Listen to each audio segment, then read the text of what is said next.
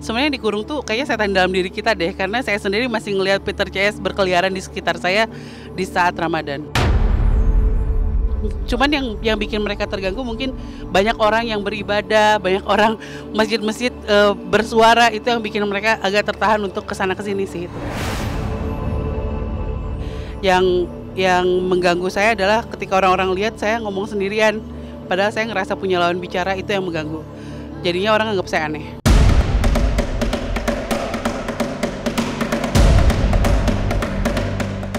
Menjadi anak indigo adalah sebuah anugerah. Meski ada kalangan yang merasa sebuah keanehan. Kemampuannya berkomunikasi dengan dunia gaib juga sering dianggap kelebihan. Tapi tidak sedikit yang merasa terganggu dengan kebiasaannya melihat lelembut. Lalu bagaimana dengan Risa Saraswati? Benarkah ia juga pernah berusaha menghilangkan kemampuannya itu? Jangan dulu berlalu, masih akan banyak keganjilan terjadi di sini. Dan jangan lupa subscribe, like, share, dan komen agar tak ada yang terasa ganjil di sekitar Anda.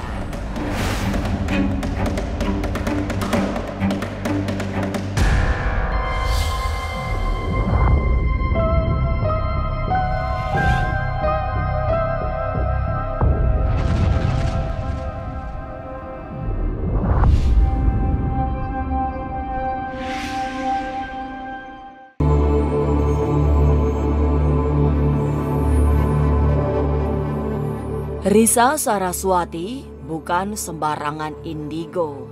Kemampuannya juga tidak datang tiba-tiba. Sebab jejak kemampuannya bisa berkomunikasi dengan dunia gaib berasal dari masa lalu. Itu terjadi karena garis darahnya juga orang-orang yang memiliki kelebihan. Hampir semua keluarganya, terutama para leluhur, juga dianugerahi ilmu Linoi sehingga bisa berkomunikasi dengan makhluk halus.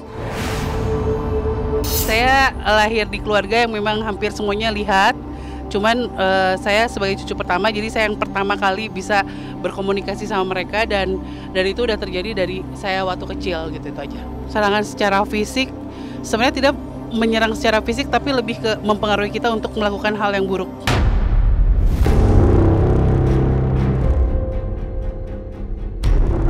Menjadi anak indigo yang tidak punya pilihan untuk menolak memang lebih sering merepotkan. Itu terjadi jika ada orang yang menganggapnya bukan anak biasa. Mereka sering merasa aneh oleh sebab melihat dirinya berkomunikasi dengan sesuatu yang tak terlihat. Ya, saya banyak berkomunikasi sama orang yang ternyata bukan orang, itu aja sih. Yang mengganggu saya adalah ketika orang-orang lihat saya ngomong sendirian, padahal saya ngerasa punya lawan bicara, itu yang mengganggu. Jadinya orang anggap saya aneh.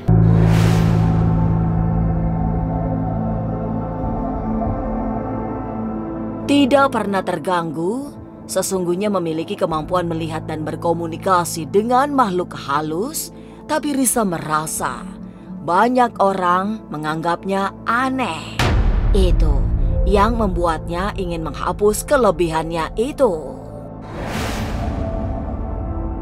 Udah sering banget itu dari zaman kecil saya mencoba untuk menghilangkan, bahkan orang tua saya juga mencoba menghilangkan, tapi kenyataannya semakin dihilangkan malah semakin kuat gitu. Saya udah berkenalan lah dengan kemampuan saya, udah saling memaafkan, dan kita ya menjalani hidup sama-sama jadinya. Ke dokter itu paling pertama gitu yang dilakukan ya, karena saya takutnya ini kayak indikasi halusinasi dan lain-lain kan gitu. Ke psikiater pertama, terus akhirnya orang pintar udah pernah, kiai, pesantren dan lainnya udah pernah. Ternyata semakin dihilangkan kok semakin tajam penglihatan, itu aja sih.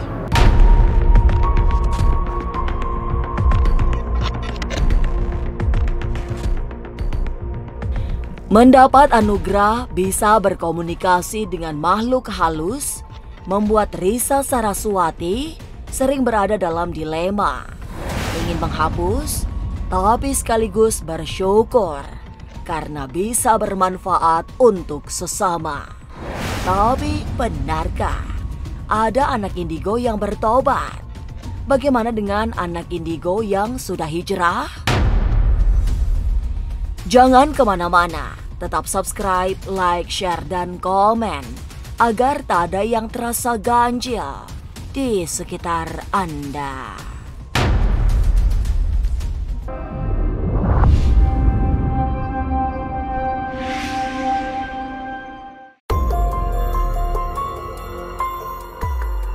Pada sementara orang menjadi indigo merepotkan. Mereka berusaha hijrah sehingga berubah menjadi manusia biasa yang hidup normal. Tapi bagi Risa Saraswati, sesungguhnya tidak ada yang perlu dirisaukan. Sebab setelah ia semakin dewasa, merasa tidak ada yang salah menjadi anak indigo. Sebenarnya kalau hijrah itu maksudnya berkerudung gitu ya. Kerudung itu bukan hijrah, ini adalah kewajiban gitu. Sementara saya mempunyai kekuatan ini juga dari dulu ada di dalam diri saya, dan dengan saya memakai jilbab pun tidak membuat kekuatan saya untuk melihat mereka hilang gitu. Jadi sebenarnya melihat atau berkomunikasi dengan mereka atas kemampuan yang udah ada sejak lama dalam diri saya bukan sesuatu yang menyalahi menurut saya. Justru ketika saya mempertebal iman saya, melakukan kewajiban-kewajiban saya, apa yang saya lihat semakin baik gitu.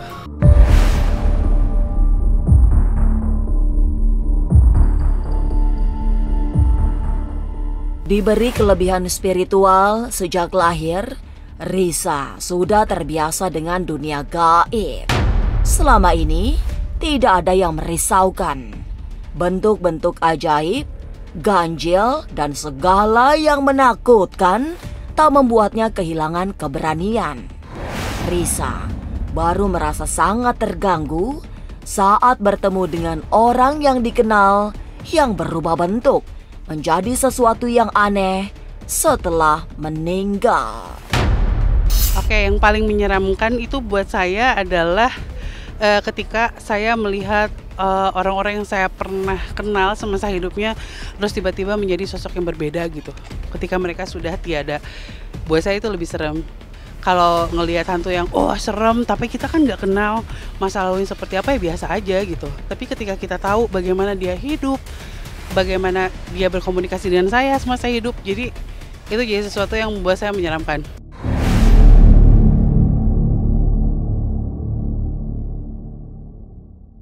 Lalu bagaimana dengan anak indigo yang justru tertekan dengan kemampuannya? Hal yang paling bikin tenang itu ketika kita bisa bercerita tentang apa yang kita rasakan gitu. Apapun masalahnya kan, termasuk yang indigo-indigo ini. Jadi ketika kalian merasakan hal yang membuat kalian tersiksa, kalian ketakutan, ceritain, jangan ragu-ragu untuk ceritain. Apalagi bisa share sama orang yang punya kemampuan yang sama, itu salah satu solusi yang paling baik.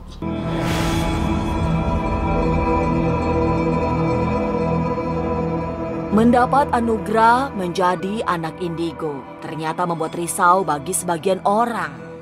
Tapi benarkah anak indigo masih bisa melihat makhluk halus di bulan puasa? Jangan kemana-mana, tetap subscribe, like, share, dan komen agar tak ada yang terasa ganjil di sekitar Anda.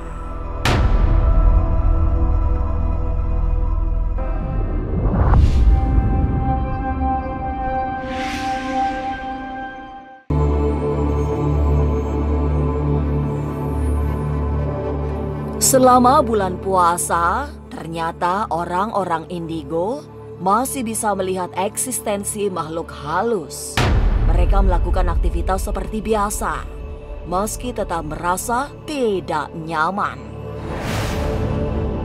Dengan suasana Ramadan yang penuh dengan suasana ibadah, suara ayat-ayat suci Al-Quran dari rumah-rumah orang Muslim atau dari masjid-masjid adalah gangguan terbesar bagi para lelembut.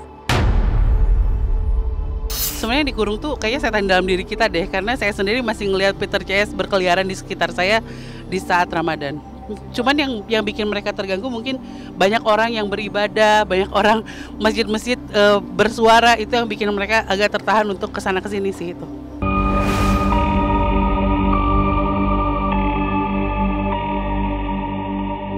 Makhluk tidak kasat mata ternyata masih beredar selama bulan puasa. Itu dibuktikan oleh Nena gaib yang bahkan di bulan suci Ramadan masih bisa melihat makhluk halus.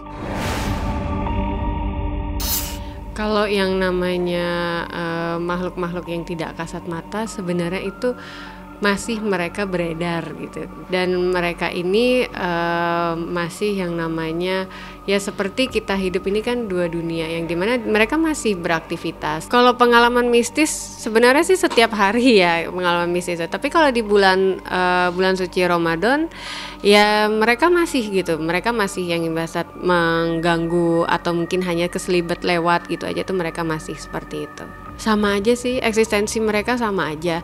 Terus karena mereka ini ya masih berkeliaran seperti biasanya gitu.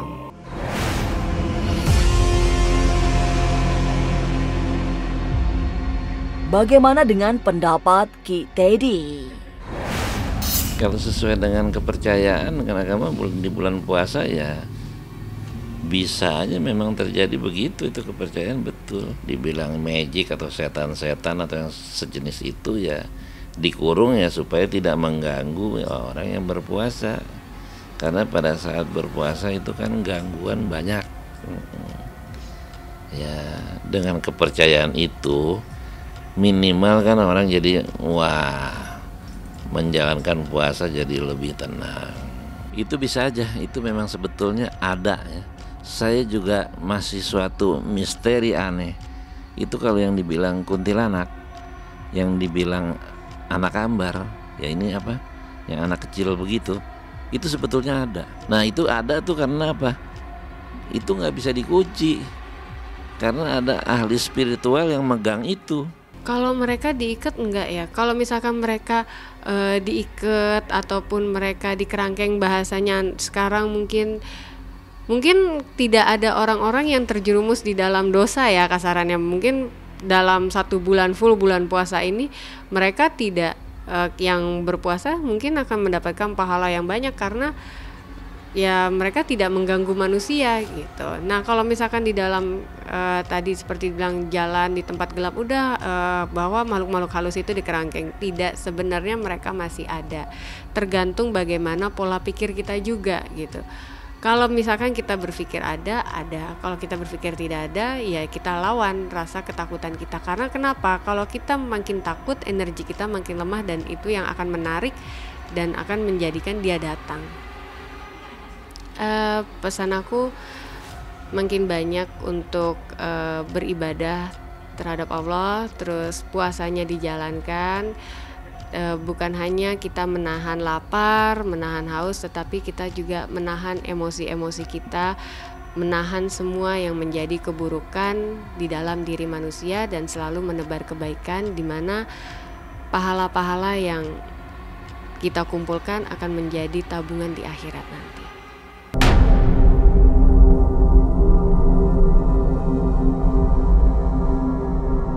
Tampil sebagai anak indigo bukan perkara mudah. Meski merupakan anugerah, tapi bisa berubah menjadi malapetaka. Terutama karena banyak orang menganggap aneh. Tapi pada akhirnya, indigo adalah anugerah yang bukan tanpa maksud diturunkan oleh Tuhan kepada orang-orang yang terpilih. Inilah ganjil yang akan menguak berbagai misteri di alam nyata dan tak kasat mata. Sampai jumpa pada episode selanjutnya dengan kisah-kisah ganjil setiap hari Senin, Kamis, dan Jumat pukul 5 sore. Tapi sebelumnya, jangan lupa subscribe, like, share, dan komen agar tak ada yang terasa ganjil di sekitar Anda.